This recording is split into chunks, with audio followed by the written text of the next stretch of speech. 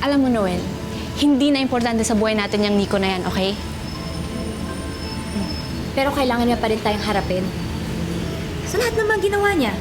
Sa mga resulta ng mga ginawa niya. Brad, kahit ano kasing gawin ko, alam ko naman na hindi mo maintindihan yun. Wala ni isa sa inyo makakaintindi. Kinailangan ko umalis at hindi madali para sa akin yun. O ito, last na. Hmm.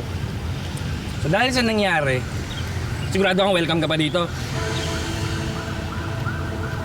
Kung ako lang, huwag na siyang bumalik dito. Ayos lang.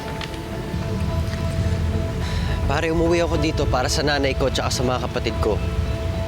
Bahala na kung ano mong bagyo nag-aantay sa akin dito. Alam mo, Noel, hindi lang ikaw yung may galit sa kanya, no? Ako! Sana kung last year, nakasali tayo dun sa himig ng Pasko Choral Competition, edi sana napansin na ako ng Dean ng Conservatory of Music. Edi baka may scholarship na ako ngayon. Pero ano, lahat yun nawala. So ano, dadadbahin natin si Nico? Ganun ba? Eh, sa liit ng lugar natin, sa tingin niyo ba may iwasan natin yun?